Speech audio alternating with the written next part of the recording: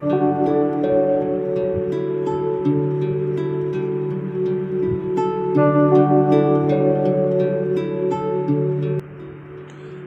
and welcome to Before Exams. Here we help you to prepare for your competitive examinations. Subscribe to our channel so that whenever we post the content about your exam, you get the notification about it.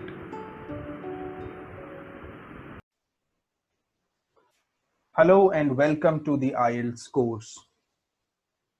Right now we are doing the IELTS listening section. We have already done many kind of questions. Now this is the map and labeling questions. In this lecture, we'll be learning about the questions in which there will be a map most of the times. Now, most of the times, this type of question is a monologue.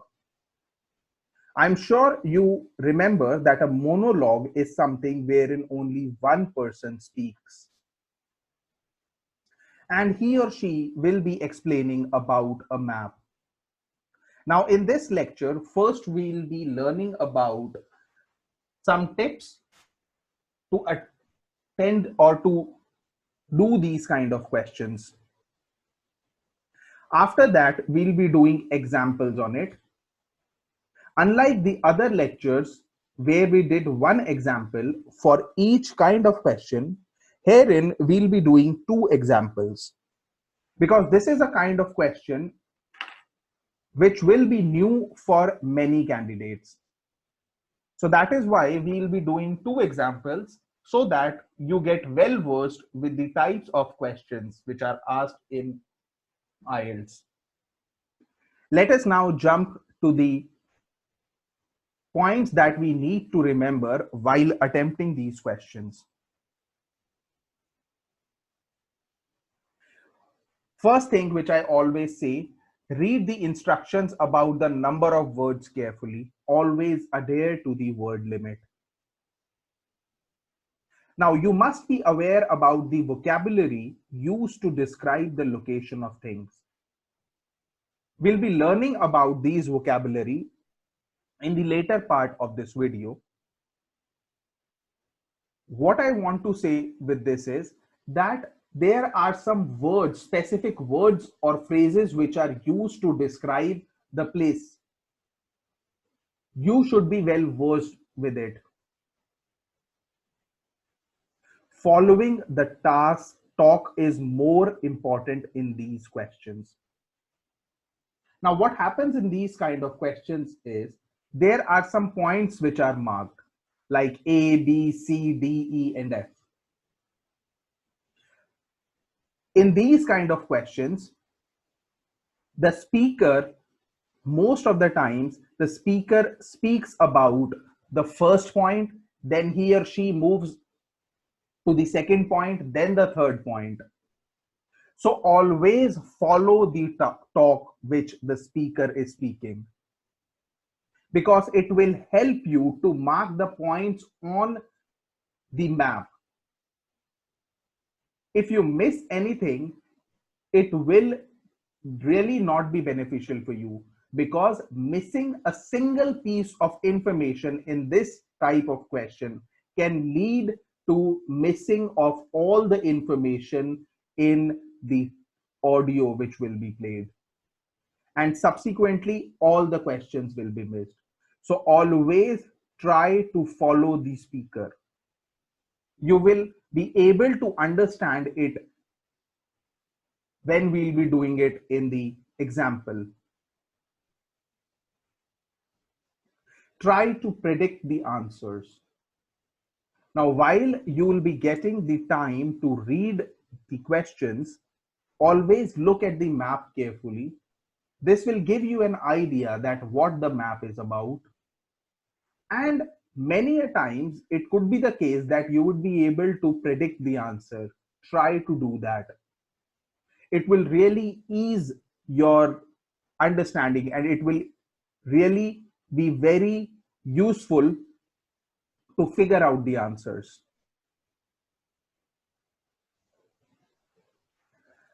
There is a compass which is given in these kind of questions, which will tell you about the directions. Always have a close look at that compass, because the speaker will be speaking according to those directions. So it is very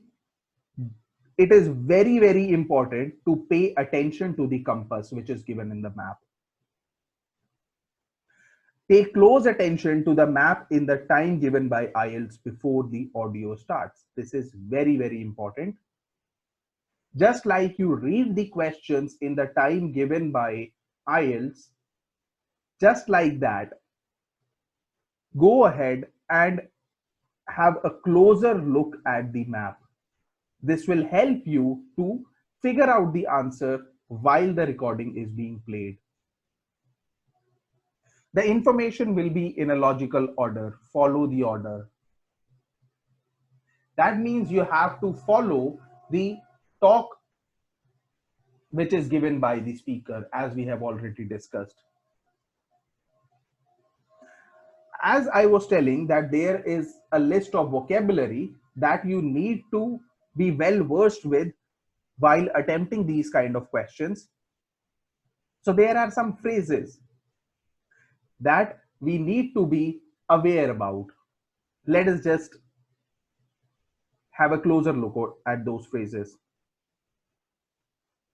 At the top, at the bottom. This could be a vocabulary which could be used by the speaker. On the left or on the right. Left hand side, right hand side. The directions, north, east, west, and south. The sub-directions, we can say, southeast, southwest, northeast, northwest, or the speaker could also say to the north, to the south, to the east, to the west. Now always remember, while the speaker is speaking the direction, always look at the compass, because that compass will tell you which is the north direction according to that map. You do not have to follow the direction according to you. You have to follow the direction according to the map. So always have a closer look at that. Opposite, in front of, behind, in the middle, or in the center. The speaker could also say above, below. The speaker could use these words inside or outside, just beyond, a little beyond, just past that. Just past that is a phrase which is frequently used by the speakers. Next to, alongside, adjoining. Again, these next to, alongside, and adjoining are the phrases which are very frequently used by the speakers in the IELTS listening test. Now, this is an example that you need to do. Before starting with this, you have 15 seconds to look at the map, and then a video will follow after that.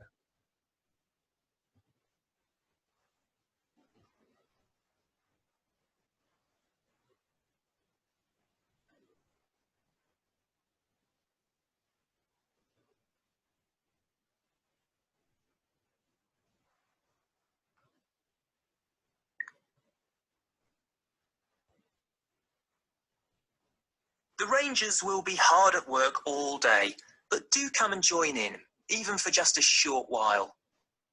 One thing, though, is to make sure you're wearing something that you don't mind getting dirty or torn.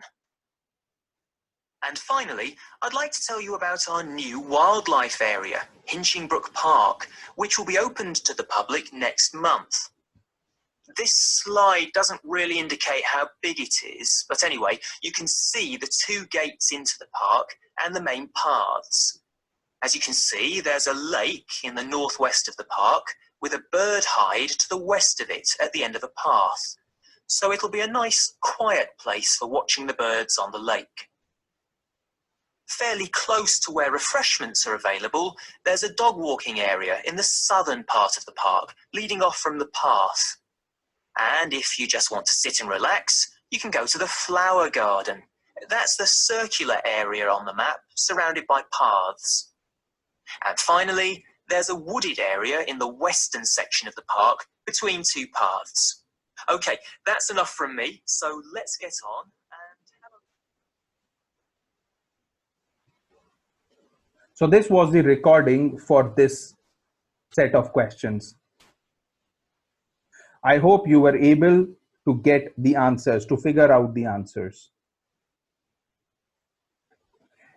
Let me just go ahead and give you the other recording.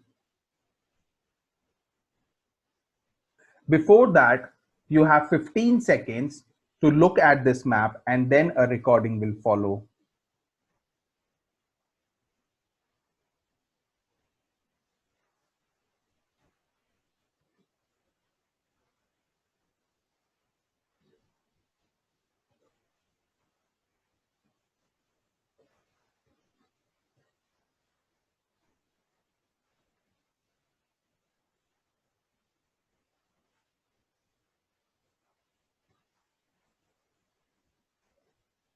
Now, we've also put together a map which we sent out to all the residents in the area. And on the map, we've marked the proposed changes. Firstly, we'll plant mature pine trees to provide shelter and shade just to the right of the supermarket in Days Road. In order to address the traffic problems, the pavements on the corner of Carberry and Thomas Street will be widened. This will help to reduce the speed of vehicles entering Thomas Street. We think it's very important to separate the local residential streets from the main road, so the roadway at the entrance to Thomas Street from Days Road will be painted red. This should mark it more clearly and act as a signal for traffic to slow down. One way of making sure that the pedestrians are safe is to increase signage at the intersections. A Keep Clear sign will be erected at the junction of Evelyn Street and Hill Street to enable traffic to exit at all times. Something we're planning to do to help control the flow of traffic in the area is to install traffic lights halfway down Hill Street where it crosses Days Road. Now, we haven't only thought about the cars and traffic, of course, there's also something for the children. We're going to get school children in the area to research a local story, the life of a local sports hero perhaps. And an artist will incorporate that story into paintings on the wall of a building on the other side of Hill Street from the supermarket. And finally, we've agreed to build a new children's playground, which will be at the other end of Hill Street, close to the intersection with Carberry Street. Wonderful. Now, what's the next stage? Well, the final plan. So this was the recording for this map. If you would have followed the recording, you would have been able to figure out the answers. But if you missed something, you would have noticed that it would have been very difficult for you to figure out the next set of answers. So that is why I was focusing that you should always follow the talk, always focus on these kind of questions, never miss anything. Anyways, we'll just go ahead and we'll look at the answers. So these are the answer keys for both the maps. You can go ahead and you can check your answers. This will be it for the map type of questions.